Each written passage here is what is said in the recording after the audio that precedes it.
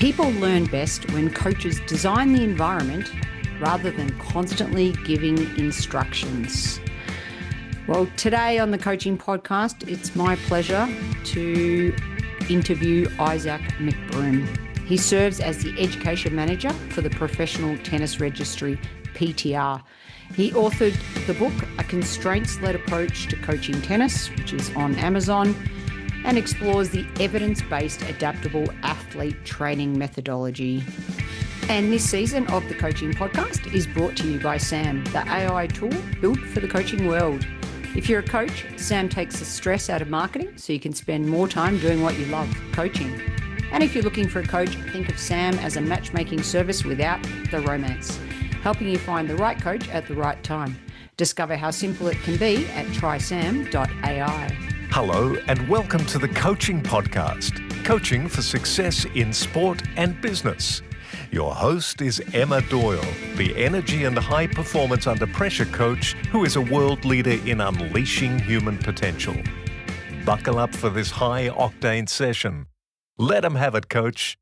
G'day everybody, I am here today with Isaac McBroom. Now we met through Gordon Reed, of course, shout out there to Gordon.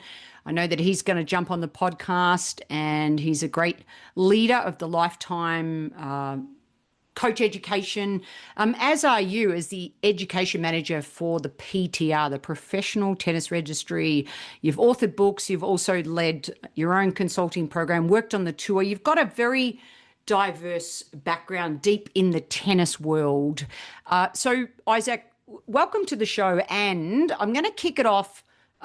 Sometimes we kick it off with a quote or a little analogy. So for you, I want to say to you that I heard this one the other day.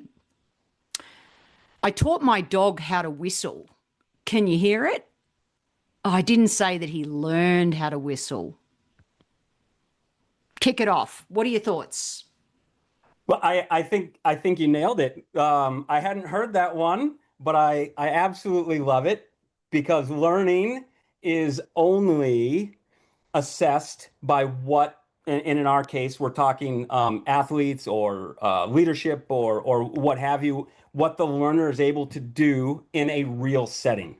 I think that's the only way we should be assessing if learning has happened. Because I think we're on the same page with this. A lot of people teach a lot of things, and that doesn't mean learning's happened. I just read some incredible research about the retention rate in schools and colleges and in sports, and then how over time and even in 2 weeks, like 80% of teaching, if you will, standing up and lecturing and things of that type, about 80% is gone. And so learning is only to be assessed, in my opinion, by if they can do it in the real circumstance. So many places to go already with that, right? I mean, you and I, we kind of maybe geek out a little bit on learning. We're both from that background. I mean, I studied sports coaching and administration. Now, day one, I remember the Vince Lombardi quote. They call it coaching, but it is teaching. You do not just tell them it is so. You repeat and repeat until they know, until they are convinced. And we definitely, in the early 90s, were taught the traditional learning method of cognitive, associative that's a tongue twister, isn't it? I'll leave that bit in there. Autonomous, and that it happened in this way. And I had great mentors and great teachers in that course. And then somewhere along the lines, that got debunked for me. So I want to know about your moment, that debunk moment, and perhaps you can share, what was that moment for you where you were like, many people coach the way they were taught and that's all they know. And this is why we run the podcast, right? This is why you're in coach education, training coach development managers. There's a question in here somewhere, Isaac. I'm coming with the question. It is around what was that moment for you? Maybe it was a sliding doors. I remember exactly the moment for me that changed how I felt about learning. And Could you share just a little bit more about your background of this traditional versus modern way of learning? Yeah, well, it's a big question, and I do have, I would say, a turning point moment. Not maybe the moment that I was totally on board with updating and kind of digging in more, but I remember a turning point where I was actually, and this happens to me a lot, where I wake up and my brain is trying to problem solve. And I woke up and I remember logically, I never even questioned at first the cognitive and the associative and the autonomous stages. I'm like, oh yeah, that makes logical sense to me. But at some point, I remember waking up and thinking, because I have a very analytical mind, how would you measure that? Like, how did somebody decide these are exist if it's absolutely immeasurable? But how would I know somebody has moved from the cognitive stage to the associative stage if we can't prove that they exist in the first place? Right. And so I was like, I want the answer to this. And at the time, I wasn't probably yet even thinking this isn't necessarily the correct way or the modern way. I was just trying to be able to answer the questions for myself. And then the more I started digging into it, the more I did find the stuff, the research kind of questioning it, if you will, debunking it. And now it's been debunked over and over and over again, where I think it's a great conversation starter. And we can say cognitive, associative, and we can say autonomous as a way to, kind of talk to our colleagues about where a student might be. But why wouldn't we just say beginner, intermediate, advanced? Are we not just saying the same thing essentially? They're getting it. Yeah, they're coming along a little bit better, but they're not quite there yet. Or this person's elite. And I just think there's so much more to it. And the more you read, the more you find out we don't know enough. Well, we really don't. And what you just said there is still what's happening in the workplace. So these workplaces that I'm going into, the managers and leaders know no other than to come from this world of telling, this world of directing, this world of managing.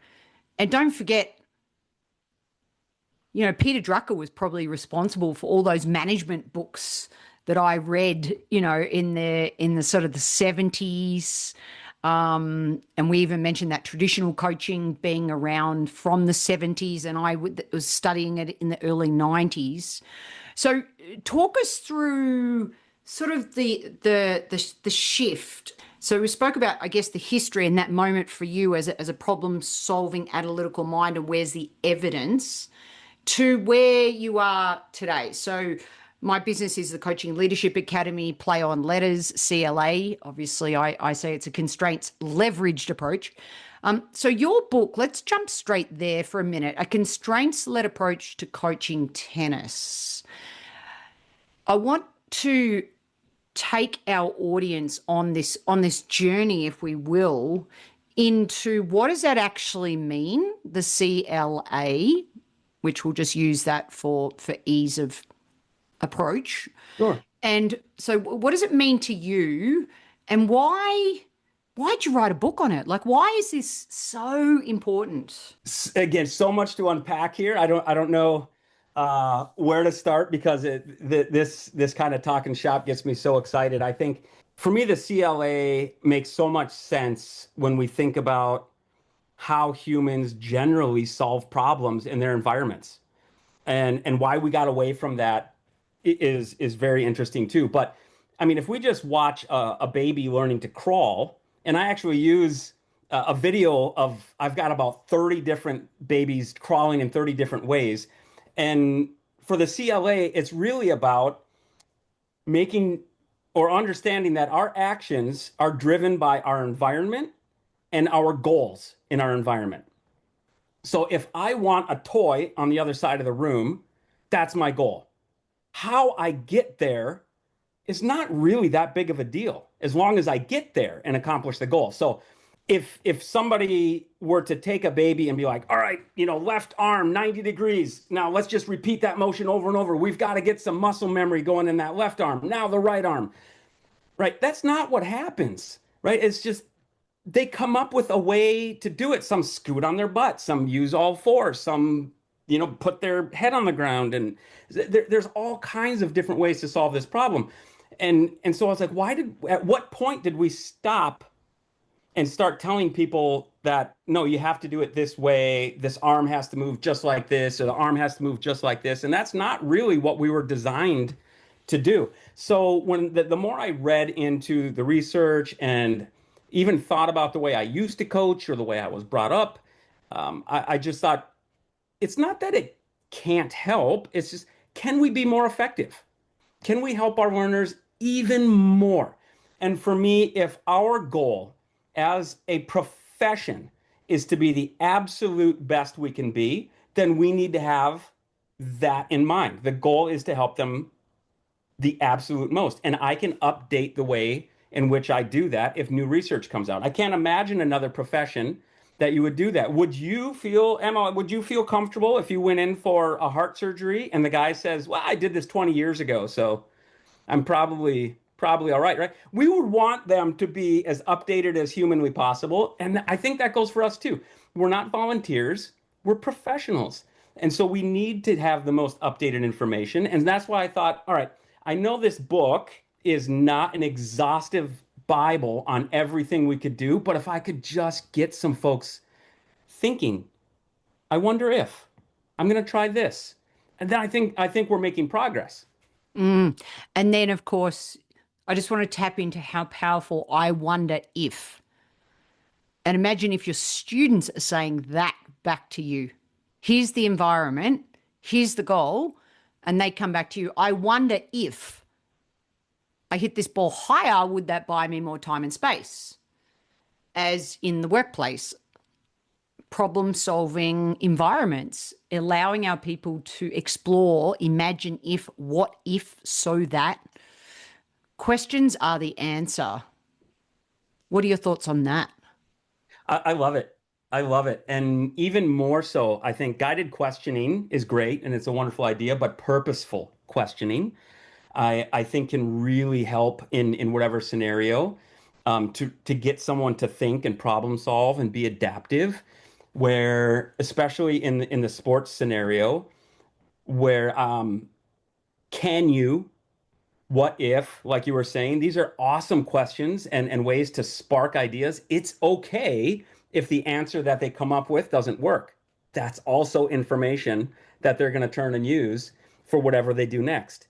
I mean, we learn when we make mistakes. If, especially like in the tennis world, I tell folks, we don't need to get paid by the word. If somebody hits a forehand their first day out of tennis and they hit the back fence, do you need to tell them they hit the back fence? Pretty sure they saw it. And also, I think their next shot, they'll probably try to make an adjustment. Let them have that space to try to move around and see what happens. If I swing a little bit less, what happens? If I swing this way, then what does the ball do? And they're going to explore a little bit. And of course, our job then becomes to be that questioner. Great YouTube clip. Everyone, please check it out. Sir John Whitmore, arguably the godfather of business coaching, is doing a golf lesson. And there's a traditional golf coach who's saying, feet shoulder width apart, and you get your grip and you interlock your fingers and tilt get your shoulder. And then Sir John Whitmore just says, just hit a couple of balls. What did you notice? What did you feel? And her experience of her very first golf lesson to absolute beginners compared to the over-instructed approach is night and day, chalk and cheese. I'll put that link in the show notes on this episode. I thought that was really, really relevant. All right, so let's talk about under pressure, right? So I've only ever met 3 girls where I said, you need to step up and win for Australia today, and they could do it. Pressure environments. Hashtag, no more lines, right? I'm on a global mission. When I see a line of kids learning how to play tennis, just breaks my heart. So where I'm going with this, I guess, is around when people own their own solutions. I don't know if you've got any specific research on this, but I read it recently that perhaps they own it 70% of the time, but I wonder if I need to get more concrete evidence on that. Because what I've seen when people are under pressure, if they've already been under pressure in practice environments, then and they've had the opportunity to problem solve and work a way out, then they'll own that in a match. What are your thoughts on these pressure environments? Like, I just don't see it in practice enough. I know that you're the coach. I know you're getting paid by the parent or whatever, and you want the child to look good in practice. But half the time, especially here in America, kids can't perform under pressure. And knowing that most of the kids that I've coached in over 30 years of coaching, they can't handle that pressure. That's 1 every 10 years that can actually handle it, where you can focus on the win. So I guess, yeah, just what do you go anywhere you want with sort of what I'm talking about? And do you have any evidence around owning your own solutions? Yeah, there's quite a bit. And I think you've hit a number of different points there where one, under pressure, depending on the way you were coached, there's quite a bit of research by Gabby Wolf and et al. About the way that we coach someone will lead to them using those cues under pressure situations, because that's when they feel it the most. So, I mean, in a racket sports world, as an example, third set tie break. And in my head, I'm thinking, this is a really important point. I've got to remember to take a shorter backswing on this return of serve here, because that's what coach told me. All right. The issue with that is now we've essentially taken our brain out of its automatic mode, which is significantly more effective and faster and more successful. And we've put it back into manual, and we're overriding the movement that our body would naturally make if we hadn't done that. So we tend to make more mistakes. This is called reinvestment, where we're actually overtaking how our body would react normally in that situation and trying to force it to do something else. So we make mistakes under pressure. That's one huge issue. And if you teach someone by giving them instructional cues, do this, do this, do this, do this, they have all that information to use for reinvestment. If we never give them that, there's nothing there. They only think, I need to get this outcome to happen. And then they've trained their body to create an outcome. So it just happens.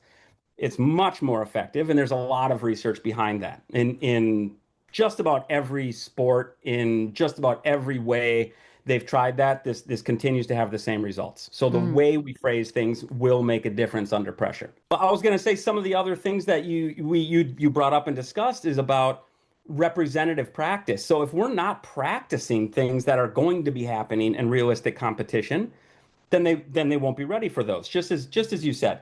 So an emotional response is something that we can create, and you have to be creative. But I've done things, and of course I wouldn't do this with every group, but I've done things as creative as with groups I'm really comfortable with, that I know are comfortable with what I'm doing through them. But I might say, hey, we're going to play sets right now, and the losing team has to sing I'm a Little Teapot with the motions as loud as they can to the club in the lobby. It's not that it's that big a deal. And if somebody's uncomfortable, I would never make them do that. But if we have a group that's comfortable, there's a little something on the line. I mean, we can never make the US Open finals, type nervousness and feeling, but we can add something. Or, hey, I'm going to post the scores, on my webpage tonight. Or I'm going to post the scores in the lobby today, or whatever it is there. We can add some things on there. Even if it's small. I once played right out of college. I remember playing a set, and the player was very good, national level 18-year-old. I was like 21 out of college, and he beat me 6-1 in a set. And I said, all right, let's play for $1. And I won 6-0.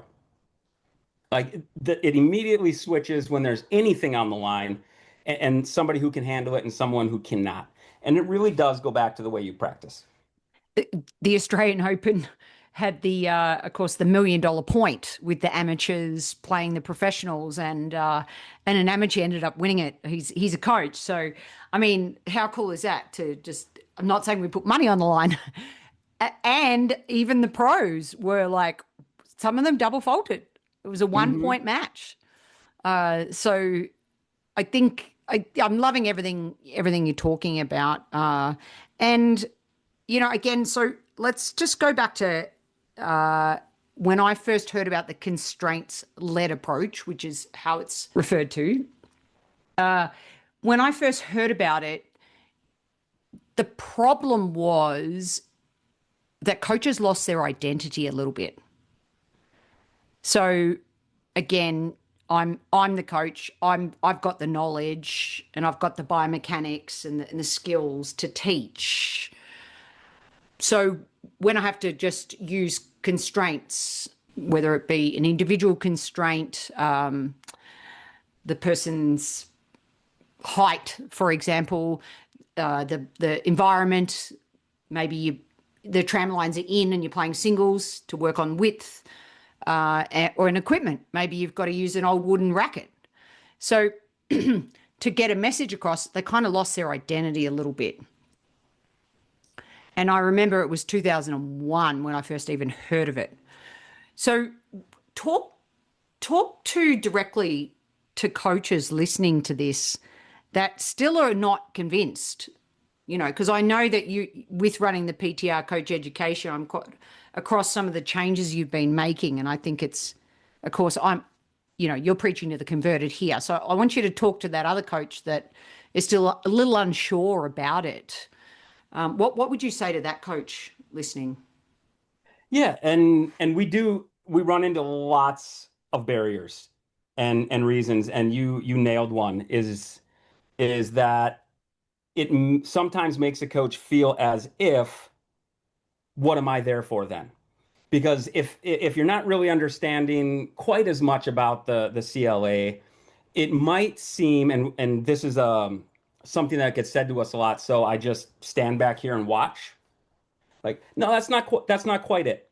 That's not quite it. And it's not the games-based approach. That's a different thing too, where we just throw a game out and let that happen and see what happens in the game. We become more of a guide and an environment creator, but we have to be very good and very, very purposeful to create the right environments, because we still need, and I don't like using the word technique, but we'll say functional technique or skilled movement, however you want to say it. We still need a few things to happen in a forehand for them to work, or a few things in a serve for them to work well at a particular level. And we still need to understand that knowledge. It's just how we get the other player or our learners to do it is different now. So we're going to create environments that if we do it really well, those movements will come out. They'll get to those movements on their own. And we're going to help guide them by questions, constraining different rules, movements, things like that. Well, we're not necessarily trying to prescribe something. In a constraints-led approach in particular, we're actually trying to remove a part of the movement that we don't necessarily agree with, or we think is less than desirable. We're not, anything else is kind of free game as long as they can solve the problem, except for this one part of the movement. We're going to try to remove that. So, I mean, as an example, players with way too large of a forehand backswing, I'll often have stand on one leg and hit with me. And what we've essentially done is, if they take too big of a backswing, they're probably going to lose their balance. They'll have to put their other foot down. Anything else they do is going to be fine for me. So I've removed one part, but everything else is okay. So we're not necessarily just sitting on the side in the background.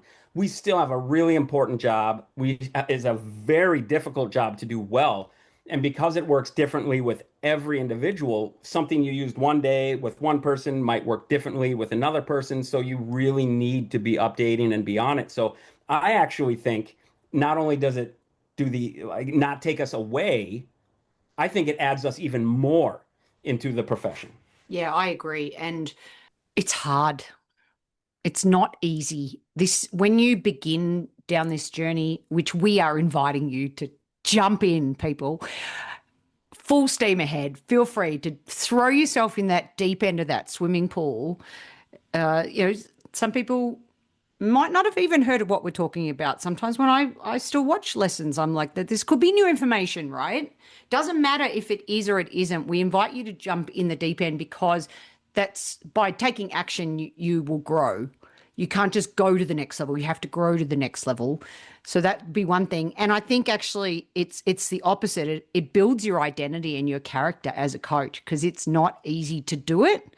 So please explore, experiment, discover what's possible within it. So I love that. And this is just another random story that this is, we ran this camp once and we exposed, camp for some of the best 14-year-old girls in Australia.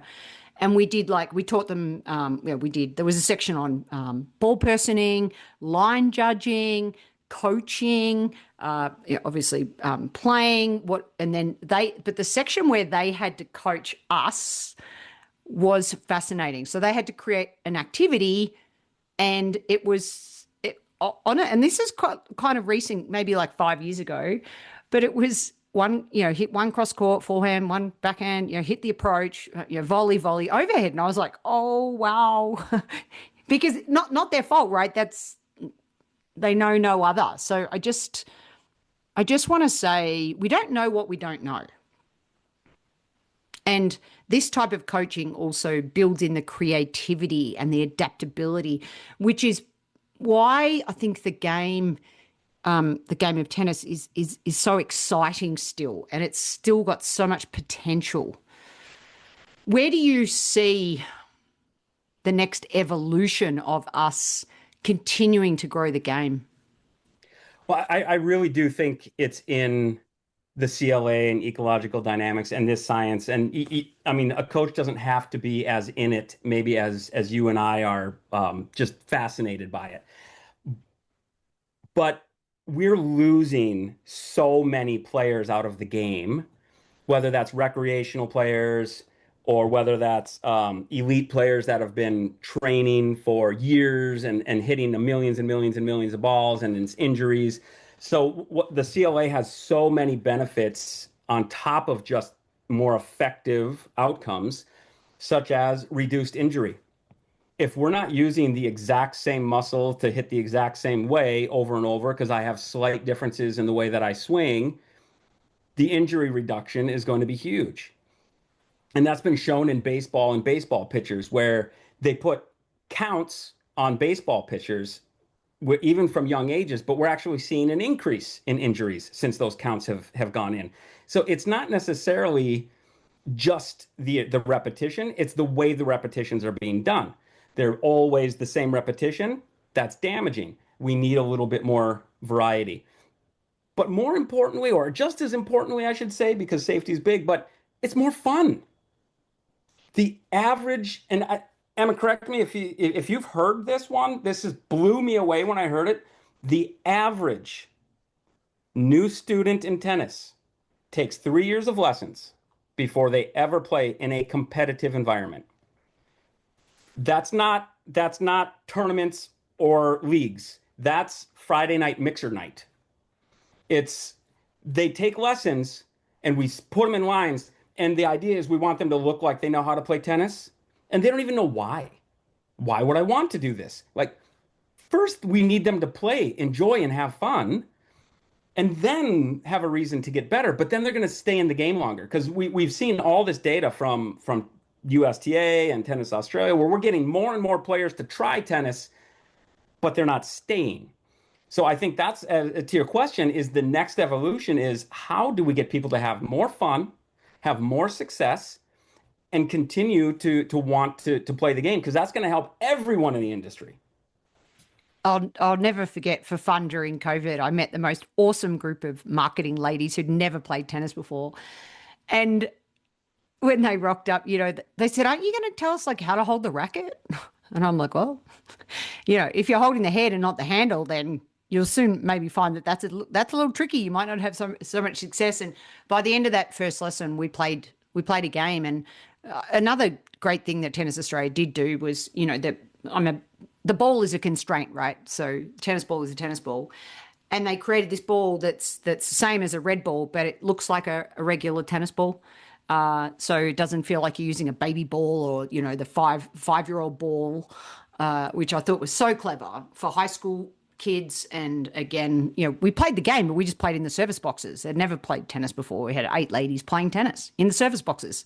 Awesome. Yeah. So cool. Love it. All right. Now is our holy grail question of coaching in 1 to a maximum of 3 words. What do you think makes a great coach?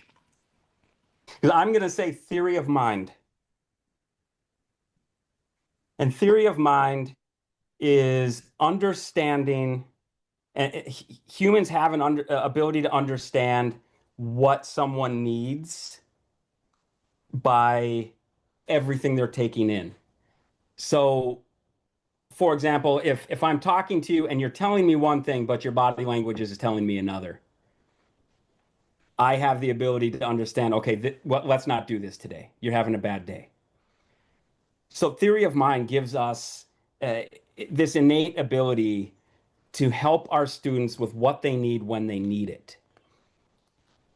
And I think it's the only skill that's ever been measured in public school teaching with effective learner outcomes.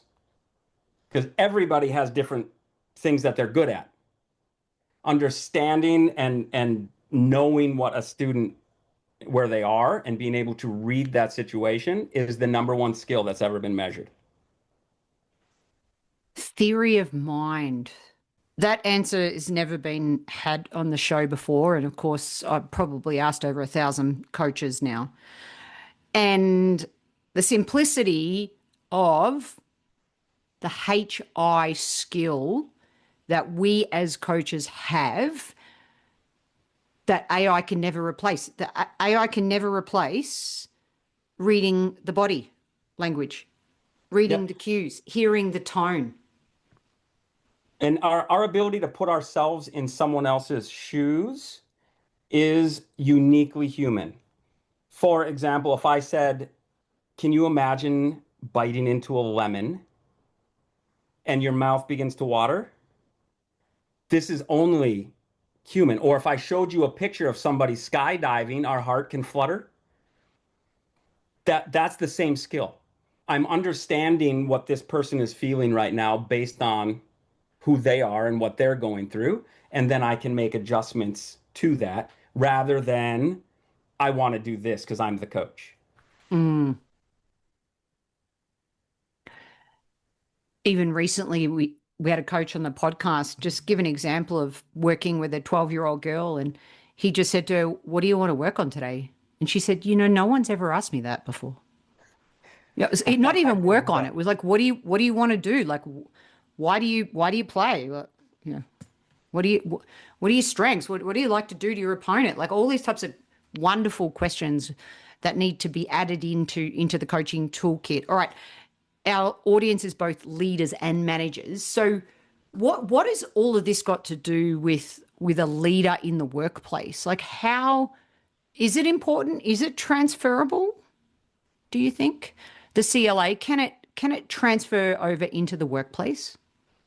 Without a doubt. Without a doubt. Especially from a leadership standpoint, really good leaders, in my opinion, and you'd know the research of this better, but in my opinion, just from, let's say, trial and error or experience of working with different types of leaders, really good leaders help and want those who work with them to be in the best positions to succeed, to have autonomy, to be able to creatively think, to be able to make mistakes and to learn from them, and then to be there to guide and support. Especially Gen Z, with information that's coming out, they do not like to be told what to do, when to do it, how to do it. Things are changing, and if our leadership does not catch up, it's not the workforce that's having the problem, it's the leadership. And so I think this absolutely transfers into creating good leaders, which creates good cultures, which creates great staff, and then coming up and having succession plans of new staff being able to problem solve and take leadership roles in the future. Because, I don't think I've ever met anyone who doesn't have a button, a driver. And as a coach, as a leader, as a manager listening to this, like, how many extra tools can you add to your leadership toolkit to find what is that drive for that person? From the inside out, not just the outside in, like the rah rah speech. I remember back in the day, I worked with this coach, and very famous coach, and I'd warm the girls up and they'd be really ready to go, like a squad, say under 12 girls. And then he'd tell a war story for 20 minutes. Yeah. And it's a great story, but you could see that no one was listening. Like, even though the story had great value, it just didn't have value in that moment, because people don't really care what you know until they know that you care, especially when that's a subtle, maybe gender difference as well. So, yeah, what were you going to say? I was going to say, and I think the entire intent, I mean, the way you said that was great, because you said everybody has a button, but we can't assume all leaders are looking for that button. And I think that's the thing, is we have to put them into a position to create a culture where that's what they're trying to do. And I think that's what the CLA does. Yeah, absolutely. You just mentioned ecological dynamics, so we better just define that for our listeners, just again, so we're not just throwing in terms and confusing people. So, what do you define that to mean? Yeah, and so ecological dynamics is kind of, let's say, the overarching umbrella over the constraints-led approach, which is within that. And it's really combining ecological psychology and dynamical systems theory. To break down easier, it's I move in relation to what I see in my environment and what I'm trying to do. If I want to run across the forest and there's a log in front of me, I need to jump over it, or I need to find a way over it. So I move in relation to what I see and what my goals are. Yeah, absolutely. And I was just randomly thinking about when I was in New York, and they were a bit short on space, and I was in the Grand Central Station. I went up, and they had these tennis lanes, like bowling lanes. Have you ever seen that? Just like can't have a space for a big court, so it was a ball machine with a lane. So you were literally just working on the lane, and I thought, oh wow, I wonder about somebody's ability to transfer that learning when all they're doing is repeating a ball coming straight at you and then hitting a ball straight back, which the French Open being on right now. When do we ever see line in a tennis rally, right? And in my TEDx talk, I talk about no two balls ever bounce in the same way, requiring us to really open up our thinking.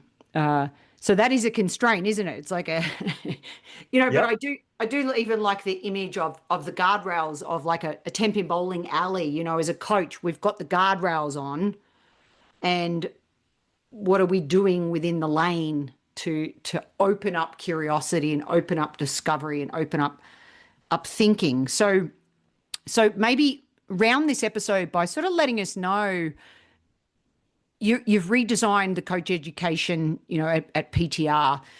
What do you think has been the main shift that you've really focused on?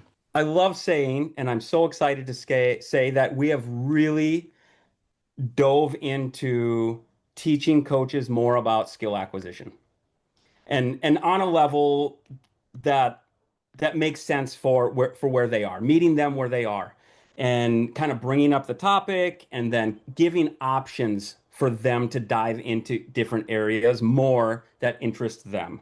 So in the past, the PTR brought growth, development, and maturation and made it industry standard. Now everybody does it. Then we pushed the boundary and we brought how to coach skills, and now everybody does it.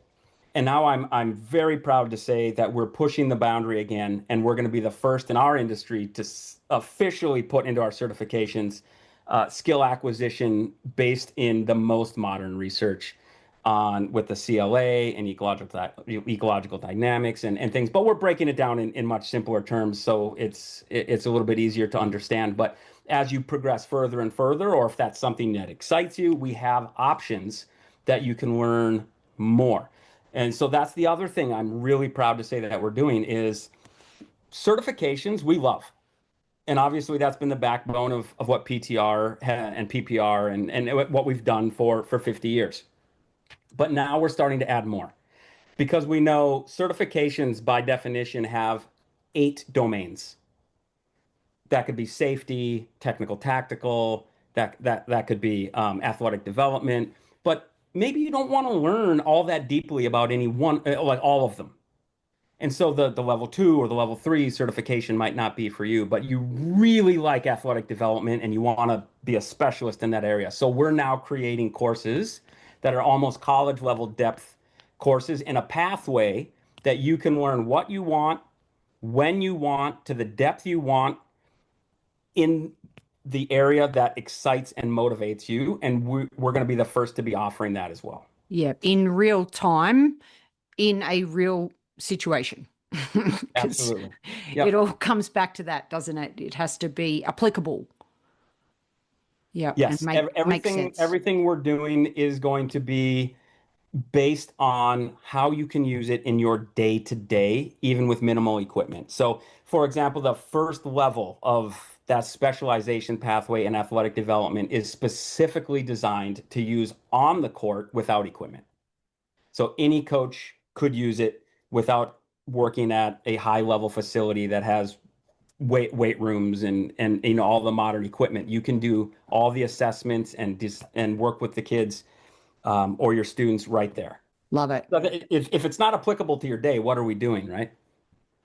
Absolutely. And if you can't, again, as I said, just jump in. And I love, I'm into this comment at the moment, which was, you can't go to the next level. You got to grow to the next level, and you only grow to the next level by taking action. So please, everybody, may this episode just have triggered something where you want to go a little deeper and just discover and see what happens for the learner, not just yourself. Watch the collaborative dance. I think that's one of the coolest parts of why we do what we do. All right, it's time for our rapid rally. Isaac, are you ready? I'm going to try. Well, you know what Yoda said, there is no try. You will or you will not. Do or do not. Do or do not. Correct. Okay. Adaptation is essential. Discovery means mistakes. And it's okay if you try anything. You try anything. I've been blown away by what I've thought my students would do with some of my activities and the way they solved the problems that I never imagined. And I had to go back and be like, well, that didn't work. And try again. Or that worked better than I thought. Or I love it when I say, bring it in. What do you think was the purpose of that activity? And they say something that was like, nothing to do with what I was thinking was the purpose. And I was like, that's really interesting. And what else? I love that question, by the way. I'm always providing examples, practical examples on this show. And what else? So it's, that's really interesting. Never thought about that before. And what else? Rather than but. And negates what the person's just said. And who's to say that they're wrong? Just because that's not what you had in your mind as the purpose of the activity. Well, I love that one so much. I hope it's okay. I'm going to steal it. Please, this is what the show's about. This is what the show is about. How can we all support each other? And a big fan of the PTR. Very honored to receive some of your recognitions over the years and presented, I think I added up, maybe I've done over 10 presentations on Hilton Head Island, and huge, the family feel, the family vibe from even PTR in Rome and the UK and all over the world. May you continue to lead the way, Isaac. Appreciate you. Thank you so much for being on the show. Well, thank you. I was totally honored when you asked me, and I thought if you were willing to ask me to talk, I feel like I'm doing something all right, because it was fantastic, and I just think you're at the top of what you do. Thank you so much. And everyone, we really, really appreciate your discovery attitude today. And thanks always for listening. The Coaching Podcast is sponsored by Transition Coach for Athletes, a global coaching, mentoring, and U.S. college sporting scholarship placement service. The service helps athletes navigate the often challenging world of choosing your best college fit while maximizing sports performance. Visit www.transitioncoachforathletes.com.